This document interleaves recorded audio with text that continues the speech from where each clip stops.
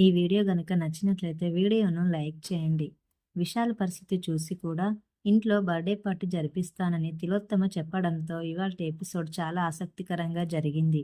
Vishal shirt వేసుకోవడానికి ఇబ్బంది పడుతుంటే నయని చూసి బాధపడుతుంది. బాబుగారు అంటూ ఏడుస్తూ విశాల్ దగ్గరకు పరిగెత్తుకొస్తుంది. ఏంటిది ఇలా అయిపోయారని ఏడుస్తుంది.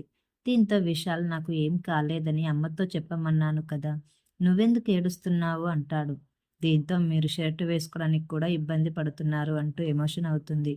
నయనిని విశాల్ ఓదారుస్తాడు. తర్వాత తిలోత్తమ ఎవరికో ఫోన్ చేసి సాయంత్రం 6 గంటలలోపు అరేంజ్మెంట్స్ పూర్తి కావాలని చెప్తుంది. అప్పుడు దురంధర హాసిని అన్ని అరేంజ్మెంట్స్ వదిన చేయిస్తుంది అని అంటుంది. అప్పుడు హాసిని పని పాట ఏం లేదు కాబట్టి బాధ్యత తీసుకున్నారని అంటుంది. అప్పుడు వల్లభ నువ్వేమన్నా మా మమ్మీ ఈరోజు ఫీల్ కాదు. ఎందుకంటే ఇవాళ నా కొడుకు పుట్టినరోజు కాబట్టి. గానవి గాయత్రి కూడా ఈరోజే పుట్టారు మాస్టారు అని హాసిని అంటుంది. అప్పుడు తిలోత్తమ గానవి పుట్టినరోజు కరెక్టే కానీ గాయత్రిది మాత్రం కాదు అని అంటుంది.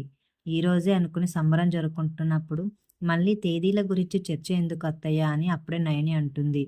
అప్పుడు వల్లభ సంబరం అంట మమ్మీ, విశాల్ బ్రోకు బాగా లేకపోయినా పెద్ద మరదలు తగ్గేదేలే అని ఫంక్షన్ జరుపుకుంటుంది అని అంటాడు. హాసిని అంటుంది, హలో పుల్లెల పుల్లారావు, జరిపించేది మీ అమ్మ అనగానే మేము జరిపిస్తున్నామని మీరు ముభావంగా ఉండొద్దని తిలోత్తమ నయనికి చెప్తుంది. అందరూ నవ్వుముఖంతో ఉండండని చెప్తుంది. విశాల్కు బాగా లేకపోతే మీరు ఇంత యాక్టివ్గా ఉంటారన్నమాట అంటుంది హాసిని. నువ్వలా అనకే, ఎవరో ఒకరు నడిపించాలిగా అంటుంది దురంధర.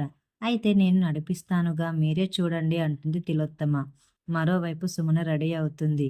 అప్పుడు విక్రాంత్ అంటాడు, నువ్వు రెడీ అవ్వడం కాదు, పిల్లలను రెడీ చేశావా లేదా అని అంటాడు. ఏ పిల్లలు అని సుమన అంటుంది. మనకు ఎంతమంది పిల్లలు ఉన్నారని. ఏ పిల్ల అంటున్నావు? ఉలీచి పాపకు కొత్త డ్రెస్ వేశావా లేదా అని విక్రాంత్ అంటాడు.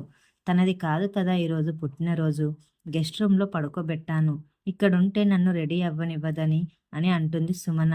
అరే పిల్లల పుట్టినరోజు వేడుకని తను కూడా చూస్తుంది కదా అని విక్రాంత్ అంటాడు. అక్కర్లేదు, చూసి తన బర్త్డేకు ఎందుకింత ఖర్చు చేయలేదని నా కూతురు అడిగితే ఏం చెప్తాము అని సుమన అంటుంది. అలా అని సుమన అనగానే విక్రాంత్ వెటకారంగా సుమనను తిడతాడు. దీంతో ఇద్దరి మధ్య గొడవ జరుగుతుంది. విక్రాంత్ సుమనను తిట్టి వెళ్ళిపోతాడు. తర్వాత తిలోత్తమ ఇల్లంతా డెకరేట్ చేయిస్తుంది. వల్లభ డెకరేషన్ చూసి ఆశ్చర్యపోతాడు. చాలా బాగా డెకరేట్ చేయించావని మెచ్చుకుంటాడు. ఇంతలో అందరూ వస్తారు. విశాల్ను చూసి సుమన వెటకారంగా మాట్లాడుతుంది. విక్రాంత్ సుమనను తిడతాడు. అప్పుడు సుమన, అయ్యో మీరు ఫీల్ అవుతారేంటండి, నిజంగానే బావగారికి ఇంకో సమస్య వచ్చిందేమోనని పరామర్శించానంతే అని అంటుంది.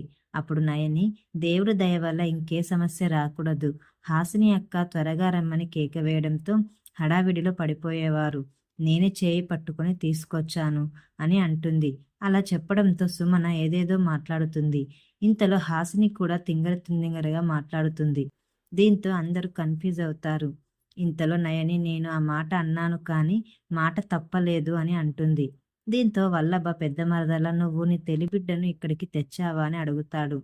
నయని తెచ్చాను అంటుంది. అందరూ షాక్ అవుతారు. జోగయ్య శాస్త్రి గారి మనవరాలే గాయత్రీదేవి గారు అని చెప్తుంది నయని. దీంతో విశాల్, నువ్వు చెప్పేది నిజమా, నీకు ఎలా తెలుసు అని అడగగానే ఇవాల్టి ఎపిసోడ్ అయిపోతుంది.